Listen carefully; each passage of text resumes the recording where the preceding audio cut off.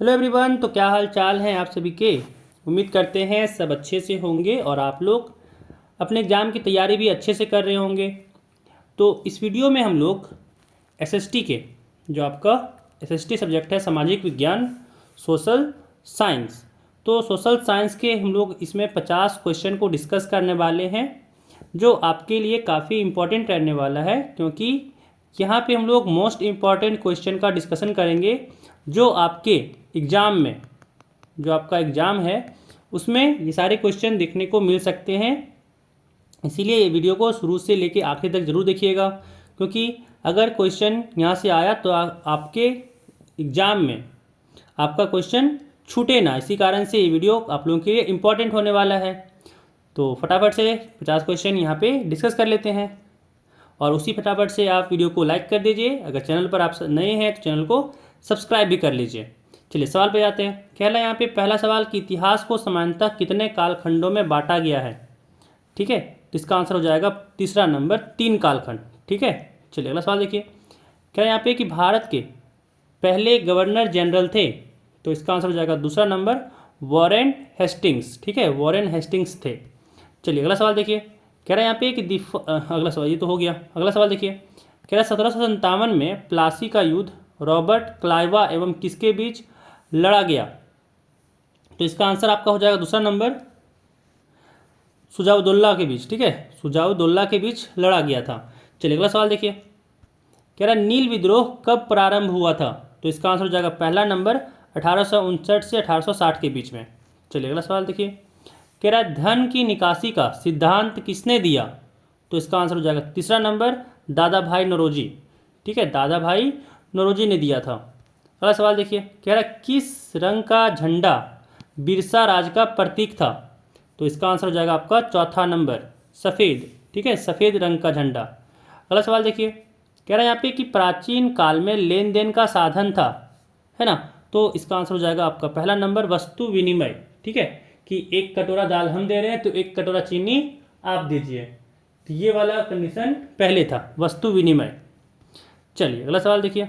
कह रहा है कि भारतीय अभियंत्रण संयंत्र, है ना, HEC की स्थापना कब की गई, तो इसका आंसर हो जाएगा चौथा नंबर 1958 में, 1958 में की गई थी।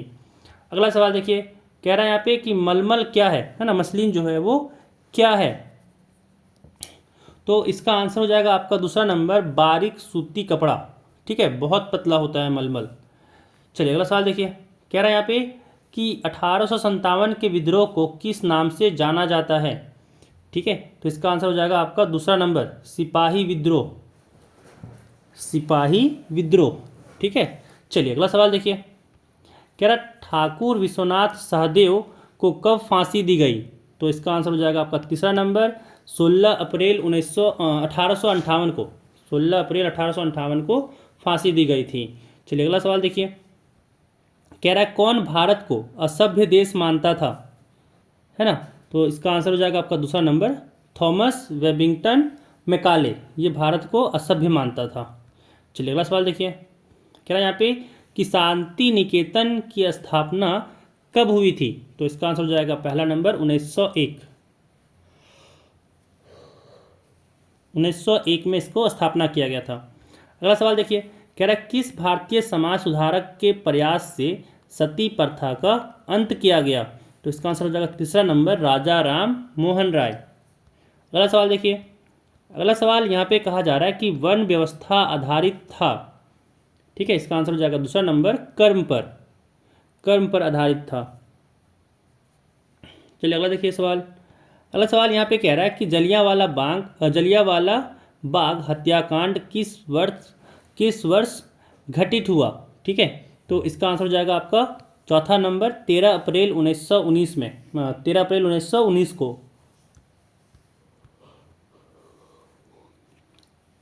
अगला सवाल कह रहा है कि भारत का राष्ट्रीय खेल है, तो भारत का राष्ट्रीय खेल हॉकी है। ठीक है, पहला नंबर हो जाएगा हॉकी। चलिए अगला सवाल देखिए। कह रहा है मानव स्वयं में एक संसाधन है। ठीक है, पहला नंबर हो जाएगा संसाधन है। अगला सवाल देखिए। कह रहा है कि जैव संसाधन होता है तो ये हो जाएगा पहला नंबर आंसर। जीव जंतुओं से व्युत्पन्न संसाधन जो होते हैं उसको कहते हैं जैव संसाधन। ठीक है, चलिए अगला सवाल देख लीजिए। कह रहा है यहाँ पे कि वैसे संसाधन जिनकी प्रकृति शीघ्रता से नवीकरण कर लेता है कहलाते हैं। तो इसका आंसर हो जाएगा तीसरा नंबर नवीकरणीय। ठीक है, नवीकरणीय कहलाएगा। अगला सवाल देख लीजिए।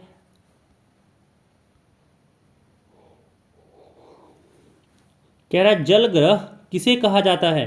तो इसका आंसर हो जाएगा दूसरा नंबर पृथ्वी। अपना पृथ्वी को जल कहा जाता है ना, जो हमारी पृथ्वी में जल पाया जाता है, इसी कारण से इसको जल ग्रह भी कहते हैं। चलिए अगला सवाल देखिए। कह रहा है यहाँ पे कि निम्नांकित में से कौन सी विधि तीव्र ढालों पर मृदा अपरदन को रोकने के लिए सर्वाधिक उपयुक्त है। ठीक है, इसका आंसर हो जाएगा पहला नंबर रक्षक मेखला। रक्षक मेखला। चलिए अगला सवाल देखिए। कह रहा है कि विश्व वन दिवस कब मनाया जाता है। तो इसका आंसर आपका हो जाएगा विश्व वन दिवस के लिए 123 का दूसरा नंबर 21 मार्च। ठीक है, 21 मार्च को विश्व वन दिवस मनाया जाता है। चलिए अगला सवाल देखिए।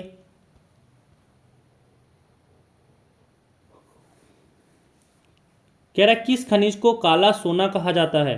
तो इसका आंसर हो जाएगा चौथा नंबर पेट्रोलियम। पेट्रोलियम को काला सोना कहा जाता है। बहुत कोई कोयला बोलेगा, लेकिन कोयला नहीं होता, उसको कहा जाता है पेट्रोलियम को। अगला सवाल देख लीजिए। कह रहा है बॉक्साइट उत्पादन में भारत में झारखंड का कौन सा स्थान है। तो इसका आंसर हो जाएगा आपका तीसरा नंबर, तीसरा स्थान है। ठीक है, तीसरा स्थान है। चलिए अगला सवाल देख लीजिए। कह रहा है निम्न में से कौन ऊर्जा का गैर परंपरागत स्रोत नहीं है। तो इसका आंसर हो जाएगा आपका चौथा कोयला। ठीक है, कोयला जो होता है। चलिए अगला सवाल देख लीजिए।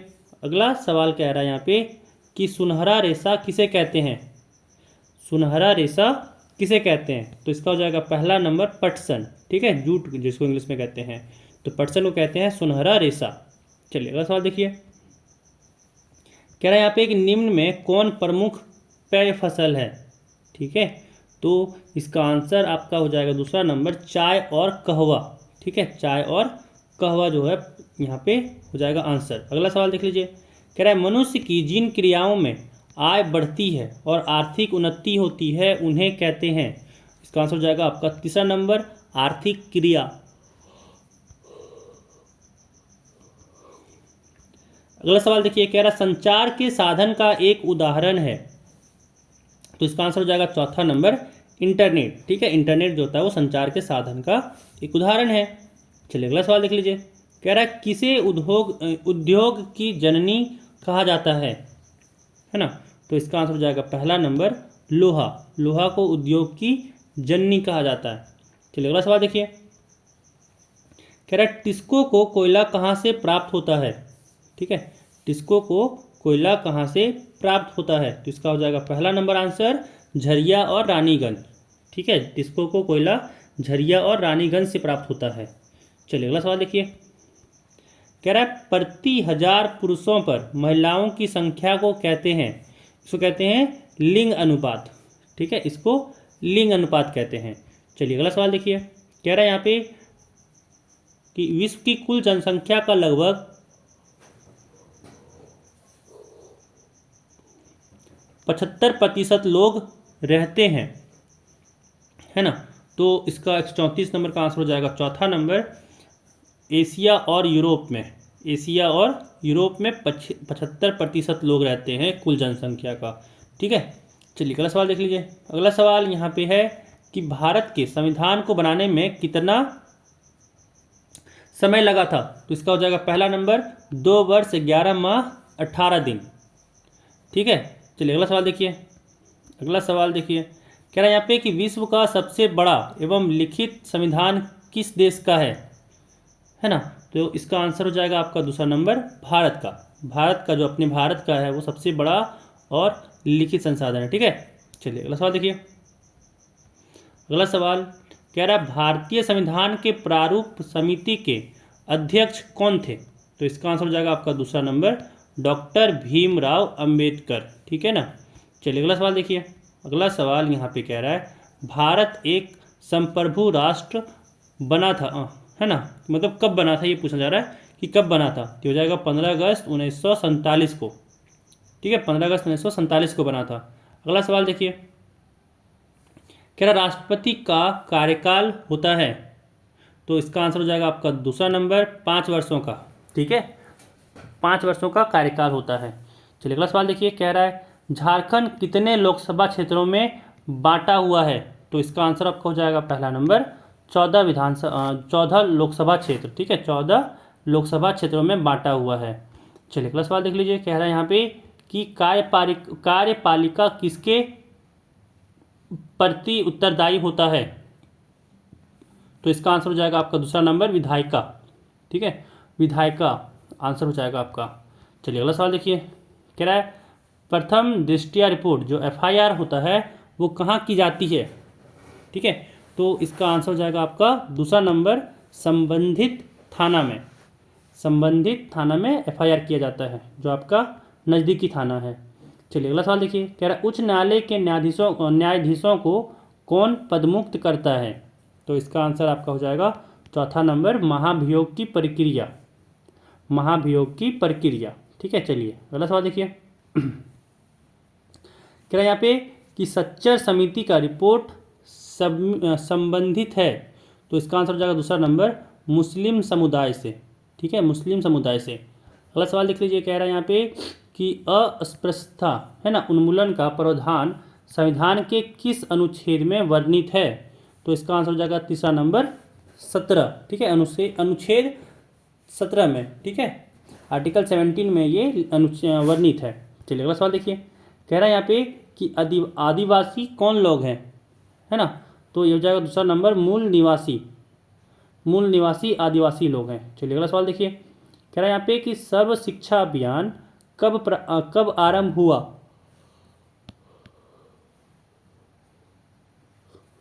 तो इसका पहला नंबर हो जाएगा 2000-2001 के बीच में। अगला सवाल देखिए, अगला सवाल यहाँ पे कह रहा है कि फ्लोराइड युक्त पानी से कौन सी समस्या उत्पन्न होती है, तो इसका आंसर हो जाएगा तीसरा नंबर कमजोर हड्डी। जो हड्डी आपका रहता है ना वो कमजोर हो जाता है।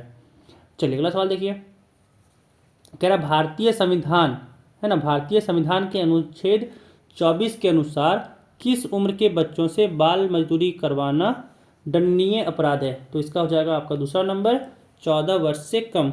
ठीक है, 14 वर्ष से कम अगर आप किसी को बाल मजदूरी करते हुए देख सकते हैं तो ये दंडनीय अपराध होता है। चलिए अगला सवाल देखिए, अगला सवाल यहाँ पे कह रहा है कि बाल विवाह निवारण अधिकारी के रूप में किसे नियुक्त किया गया है, तो इसका आंसर हो जाएगा आपका तीसरा नंबर प्रखंड विकास पदाधिकारी। ठीक है, प्रखंड विकास पदाधिकारी को नियुक्त किया गया है। तो यहाँ पे आपका 50 जो सोशल साइंस का क्वेश्चन है ये कंप्लीट हुआ है ना। तो इस वीडियो में बस इतना ही, मिलते हैं फिर अगले वीडियो में। तो फटाफट से वीडियो को लाइक कर दीजिए, और अगर अभी तक आपने चैनल को सब्सक्राइब नहीं किया है तो चैनल को सब्सक्राइब भी कर लीजिएगा। सभी को गुड नाइट, मिलते हैं अगले वीडियो में फिर।